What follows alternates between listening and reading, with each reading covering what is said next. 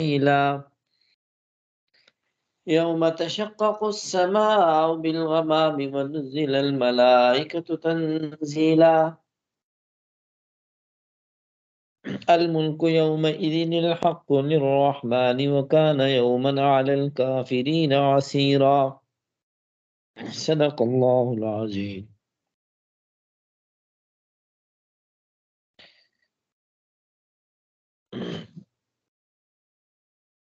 19वें पारे की इब्तिदाई आयात, इन पे गुफ्तगू चल रही थी। अल्लाह रब्बुल इज़्ज़त आते हैं कि इन काफिरों को देखिए कह क्या रही है कि हमारे पास फरिश्ते नाजिल नहीं हो रहे। अल्लाह फरमाते हैं यौम यरौनल मलाइकत ला बुशरा यौमइज़िन लिल मुजरिमीन। जिस दिन हमने फरिश्ते तुम्हारे ऊपर नाजिल करने हैं ना, उस दिन तुम्हें कोई अच्छी खबर नहीं मिलेगी। और वो दिन कौन सा होगा? यक़ूलून हिज्रन महजूरा। उस दिन तो तुम खुद ये कहते फिरोगे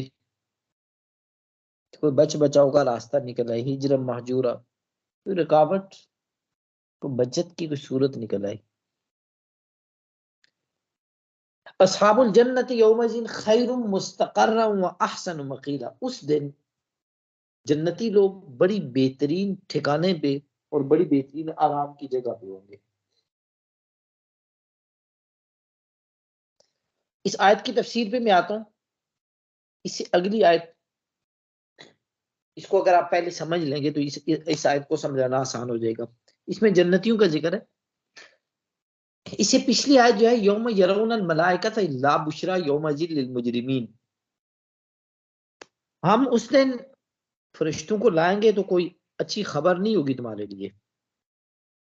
इसके साथ दरमियान में ये लफ्ज एक जुमला इस्तेमाल कर दिया अल्लाह ने कि इतने खौफनाक मंजर के अंदर, जो अगली आयत में मंजर आ रहा है, जो अगली आयत में मंजर अल्लाह ताला बयान कर रहे हैं, इस मंजर के अंदर भी अल्लाह फरमाते हैं यौम अस्हाबुल जन्नत यौमइज़िन खैरुम मुस्तक़र्रन व अहसनु मक़ीला। जिसको हमने जन्नती बनाना होगा ना, उस दिन वो बड़ी पुरसुकून जगह पे होगा।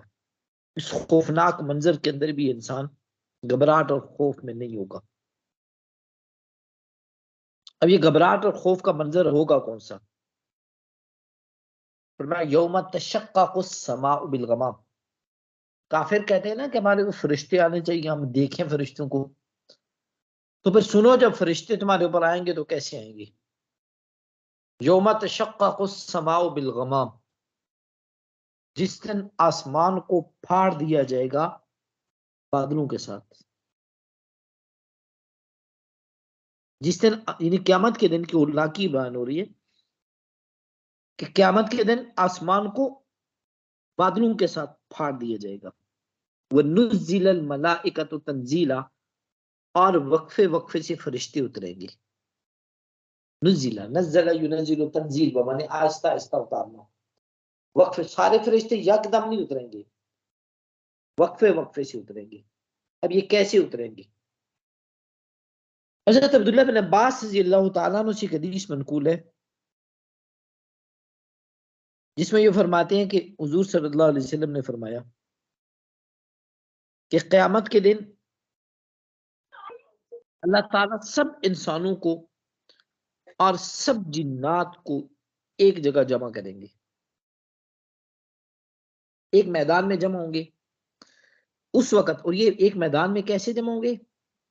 30वें सिपारे में अल्लाह ताला ने फरमाया वइज़ल अर्ज़ु मुद्दत, जमीन को अल्लाह ताला यूं फैला देंगे। जैसे कि हदीस में हुजूर सल्लल्लाहु अलैहि वसल्लम ने फरमाया कि जमीन को ऐसे जैसे चमड़े को खींचा जाता है, यूं खींच के जमीन को फैला दिया गया, और ये सारे के सारे इंसान उस जमीन में लाके खड़े आगे। वालकत माफिया व तखल्लत, जमीन अपने अंदर के सारे बोझ निकाल के बाहर रख देगी। जितने भी मुर्दे पड़े हुए सब जिंदा करके जमीन को बना के रख देगी। जमीन सारी अपने अंदर से मुर्दों को निकाल के बाहर रख चुकी। अब इस मंजर को जरा इस पे गौर करें कि अल्लाह ताला क़यामत के खौफनाक मंजर को इस एक आयत के अंदर किस तरह बयान कर रहे हैं। फरमाया यौम तशक्ककुस समाउ बिल गमाम व नुज़्ज़िलल मलाइकतु तंज़ीला। इसकी तफसीर एक हदीस में हुजूर सल्लल्लाहु अलैहि वसल्लम ने बयान की है अब मुर्दे भी जमीन से निकल गए। हजरत अब्दुल्लाह बिन अब्बास रज़ियल्लाहु तआला अन्हु फरमाते हैं सारे इंसान और जिन्नात मैदान में एक जगह जमा हो जाएंगे। जब एक जगह जमा होंगे तो अव्वल आसमान, ये पहला आसमान है, सबसे पहले वाला आसमान, ये वाला आसमान ऐसे जोर से फटेगा और आसमान के ऊपर, इस पहले आसमान पे जितने फरिश्ते हैं वो सारे के सारे जमीन पे उतार दिए जाएंगे, सारे फरिश्ते जमीन पे। और वो फरिश्ते इन सारे इंसानों को और जिन्नात को इनके इर्द गिर्द घेरा लगा के इनको रोक लेंगे एक जगह। इनके इर्द गिर्द इनका घेराव हो चुका है। और इनकी तादाद कितनी होगी इस पहले आसमान के फरिश्तों की? हुजूर सल्लल्लाहु अलैहि वसल्लम ने फरमाया कि सारे इंसान और जिन्नात और जितनी भी लोग मैदान हशर में यहाँ जमा किए हुए होंगे, इन सब से ज्यादा तादाद उनकी होगी, उन फरिश्तों की। फिर उसके बाद ये पहले आसमान के फरिश्ते नीचे उतर आए, फिर दूसरा आसमान फटेगा। योम तशक्ककु समाअ, याद रखिए तीसरे पारे में भी इज़्ज़त समाउन फतरत, आसमान को फाड़ दिया जाएगा। इज़्ज़त समाउन शक्कत, आसमान को फाड़ दिया जाएगा। अब दूसरे आसमान को फाड़ा जाएगा और उसमें से भी कसीर तादाद में फरिश्ते नीचे उतरेंगे। इन फरिश्तों की तादाद इन सब से ज्यादा होगी। यानी अब जमीन पे कितने ज्यादा इंसान हैं, जिन्नात हैं और आसमान से पहले आसमान के फरिश्ते, दूसरे आसमान के फरिश्ते इन सब से ज्यादा होंगे। फिर उसके बाद तीसरा आसमान फटेगा, उसमें से भी इससे भी ज्यादा। चौथा आसमान फटेगा, फिर उससे भी ज्यादा। पांचवा, छठा, सातवां आसमान। अब सातवें आसमान आसमान जो फट छठा आसमान जब फटता है तो उस वक्त इतनी कसीर तादाद में फरिश्ते जमीन पे आएंगे कि ये पहले, दूसरे, तीसरे, चौथे, छठे आसमान तक जितने फरिश्ते, इंसान, जिन्नात अब जमीन पे मौजूद हैं, इनकी तादाद उससे ज्यादा होगी। फिर उसके बाद सातवां आसमान फटेगा और सातवां आसमान फटने के बाद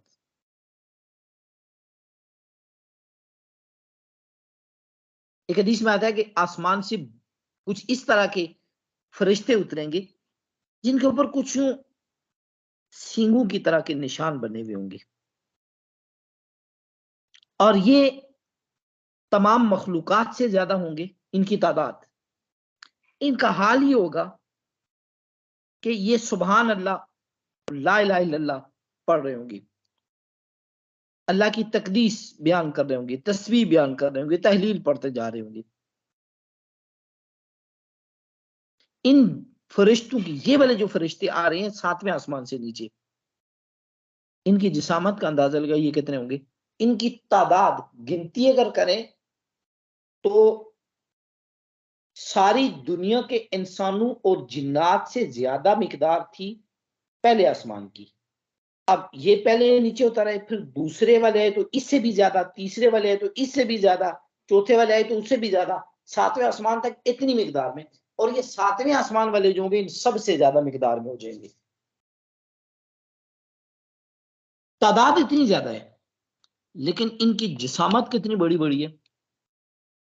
हुजूर अकरम सल्लल्लाहु अलैहि वसल्लम ने फरमाया कि इसके पाँव के तलवे से लेकर टखने तक का दरमियान, टखने से नीचे आप जाएं, पाँव को देखें, पाँव टखने से नीचे की ये वाली जो जगह है इतनी बड़ी होगी कि आदमी पाँव के तलवे से अगर चल के इसके टखने तक आना चाहे तो ये 500 साल का फासला है।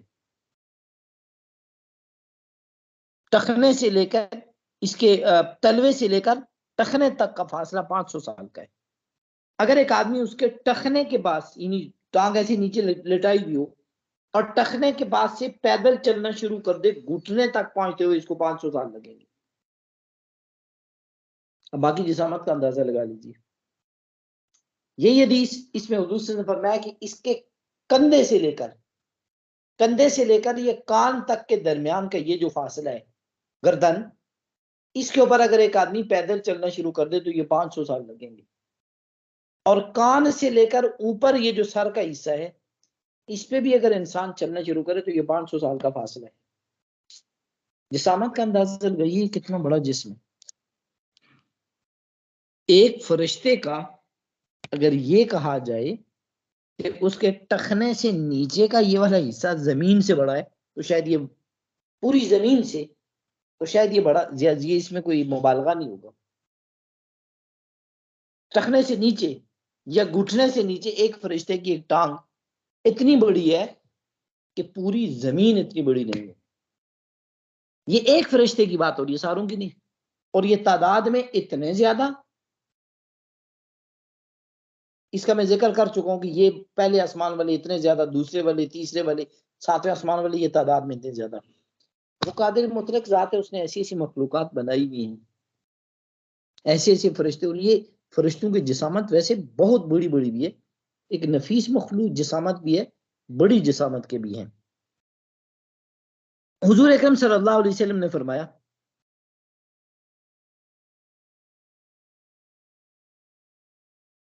कि सातवें आसमान के बाद फिर वो अल्लाह ताला के अर्श को उठाए हुए जो फरिश्ते हैं, ये जो फरिश्ते जमीन पे उतरेंगे सातवें आसमान के, उसके बाद फिर अल्लाह का अर्श उठाए हुए जो फरिश्ते होंगे, वो अर्श ला के नीचे रखा जाएगा। वयहमिलु अर्श रब्बिका फौकहुम यौमइज़िन समानिया। उस दिन इन अल्लाह के अर्श को 8 फरिश्तों ने सिर्फ उठाया हुआ होगा। 8 फरिश्तों ने अल्लाह के अर्श को उठाया हुआ होगा। और इन फरिश्तों की जिसामत कैसी है? हज़रत अब्दुल्लाह बिन अब्बास रज़ी अल्लाह तआला अन्हु इस हदीस को नकल कर रहे हैं। वो ये फरमाते हैं कि इसके, इन फरिश्तों के टखने और घुटने के दरमियान का जो फासला है, टखने से लेकर घुटने तक के दरमियान का फासला, इस पे अगर कोई आदमी पैदल चलना चाहे तो 70 साल लग जाएंगे इसको खत्म करते हुए। ये फरिश्ते अल्लाह ताला की अर्श को उठा के लेके आएंगे। हदीस में आता है कि आजिजी से सर ये यूं झुकाए हुए होंगे कि इनकी ठोड़ियां इनकी छातियों से लग रही होंगी। और ये लोग अपनी जबान के ऊपर सुबहान अल मलिक अल कुद्दूस ये पढ़ते हुए आ रहे होंगे, अल्लाह ताला का अर्श उठाए हुए। ये एक मंजर है जो कुरान करीम में अल्लाह ताला ने बयान किया कि यौम तशक्ककु समाउ बिल गमाम। क़यामत के दिन अल्लाह ताला यूं बादलों को फाड़ देगा। व नुज़्ज़िलल मलाइकतु तंजीला, यूं फरिश्ते आसमान से नीचे उतारे जाएंगे। इस खौफनाक मंजर को बयान किया गया है काफिरों के इस जवाब के ऊपर कि लौला उन्जिला अलैना मलाइका, फरिश्ते हमारे को उतारे क्यों नहीं जाते, हम फरिश्तों को देख क्यों नहीं रहे? अल्लाह करे मैं दिखाता हूँ फरिश्ते, लेकिन ला बुशरा यौम इज़िन, उस दिन ये फरिश्ते तुम्हारे लिए कोई अच्छी खबर नहीं लेके आएंगे। आसमान का फट जाना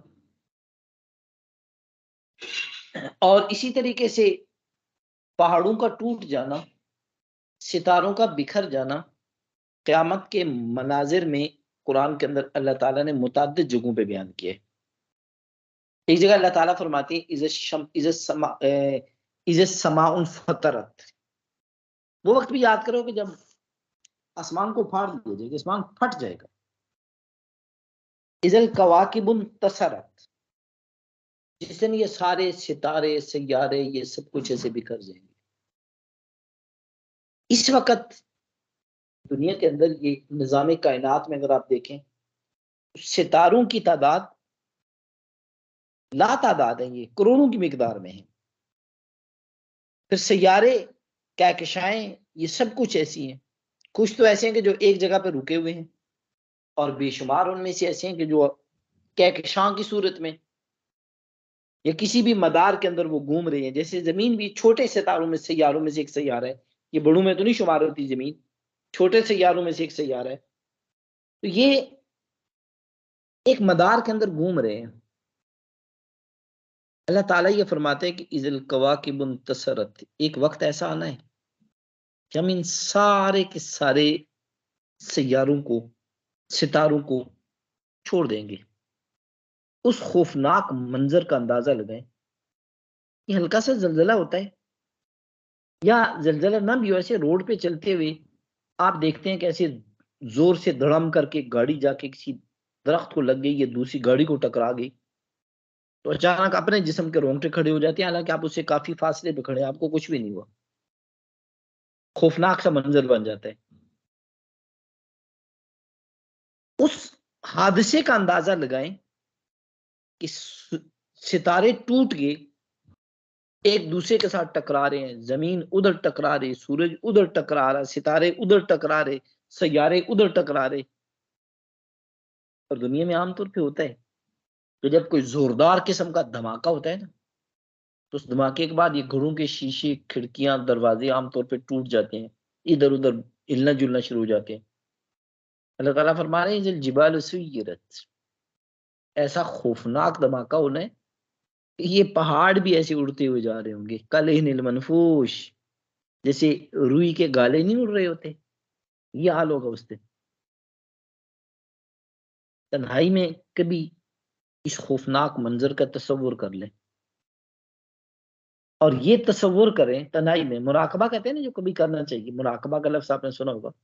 मुराकबा यही चीज है कि तन्हाई में बैठ के आप आंखें बंद करके कुछ देर के लिए इस मंजर का तस्वुर करें कि जोरदार हालात में सितारे टूट रहे, सूरज रोशनी खत्म हो गई, सैयारे टूट रहे, सब कुछ दरम बरम हो रहा, पहाड़ इधर उड़ रहे, सब कुछ उड़ता जा रहा है। ये इंसान 5 सवा 5 फुट का इंसान है, ये पहाड़ उस धमाके से उड़ रहा है, तो ये इंसान कहां बचेगा। लेकिन अल्लाह ताला इसको रोक रहे हैं कि भी इससे असल हिसाब लेने।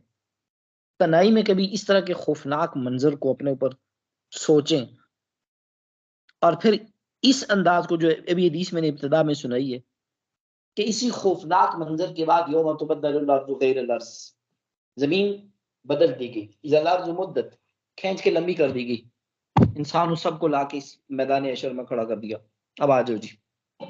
और अब ऊपर से एक आसमान फटा, फरिश्ते नीचे आए, दूसरा फटा और फरिश्ते आए, तीसरा फटा उससे ज्यादा आए, चौथा फटा उससे ज्यादा आए। और ये सारा कुछ हो किस लिए रहा है? इस बात के लिए हो रहा है कि मैंने अपनी जिंदगी का हिसाब देना है कि किन हालात में गुजार के आ गए हम। ये हिसाब देने के लिए ये सारा हंगामा हो रहा है। तो ये तन्हाई में कभी सारी चीज का तस्वुर करें और 1 मिनट के लिए सोच लें कि ये अभी हो रहा है, और अब अपना मुहासबा करें कि अगर अगर बिल फर्ज ये बात अभी इसी वक्त हो जाए तो मेरी क्या तैयारी है उसके लिए, मैंने इस चीज के लिए क्या तैयार किया हुआ है। ये है वो फिक्र जिसके बारे में कहते हैं ना आखिरत को याद करो। ये अंदाज है आखिरत को याद करने का, आखिरत की फिक्र और डर अपने ऊपर रखने का। अल्लाह ताला फरमा रहे यौम तशक्ककु अस्समाउ बिल गमामी व नुज़्ज़िलल मलाइकतु तंज़ीला, आसमान को फाड़ के हम यूं फरिश्तों को उतारेंगे, और इस तरह के हंगामे बर्पा हुए हुए इसके बावजूद अल्लाह ताला ने एक आयत बीच में खुशखबरी की सुना दी कि अगरचे बड़े बड़े हंगामे हो रहे, जब वो पहाड़ इधर उधर उड़ते हुए जा रहे, और सारे जब वो आसमान फटते हुए जा रहे, सब कुछ टूट फूट के खत्म हो रहा, आसमान से फरिश्ते और बड़ी बड़ी जिसामतों के फरिश्ते भी उतर के जमीन पे इंसान से हिसाब लेने के लिए, हिसाब किताब के मामले को तैयारी करके लाया जा रहा है। लेकिन अस्हाबुल जन्नत यौमइज़िन खैरुम मुस्तक़र्रम व अहसनु मक़ीला, उस दिन जन्नती लोग बड़ी बेहतरीन जगह पे होंगे और बड़ी अच्छा आराम की जगह भी इनको मिलेगी। इनका जो मुस्तकिल ठिकाना बनेगा, खैरुम मुस्तकर, मुस्तकर कहते हैं हमेशा रहने की जगह, और मकील कहते हैं आराम करने की जगह, कैलूला करने की जगह। उस दिन इन लोगों को आरजी तौर पे किसी जगह पे ठहराया गया तो वो भी बड़ी बेहतरीन ही जगह होगी, और मुस्तकिल किसी जगह पे ठहराया गया तो वो भी बड़ी बेहतरीन जगह होगी। ये अल्लाह ताला हमें ये बता रहे हैं इस आयत के अंदर कि अगरचे उस दिन ये खौफनाक मंजर होगा, लेकिन इस खौफनाक मंजर से बचने के लिए अपने आप को महफूज करने का सिर्फ एक ही तरीका है कि अपने आप को जन्नती बना लो। और जन्नती बनना कोई मुश्किल काम नहीं है। जन्नती बनना कोई मुश्किल काम नहीं है, आसान सा काम है। अल्लाह ने जो कहा ये करो, और साथ कमी कुताही इंसान से होती रहती है, जो हो जाती है उस पर अल्लाह से माफी मांग लो, अल्लाह मुझसे गलती हो गई, मुझे माफ कर दे। जब हम इस तरीके से जिंदगी गुजारेंगे तो ये खैरुम मुस्तक़र्रम व अहसन मकीला के अंदर अल्लाह ताला हमें जगह नसीब फरमाएंगे। जी कोई सवाल हो तो पूछ लीजिए।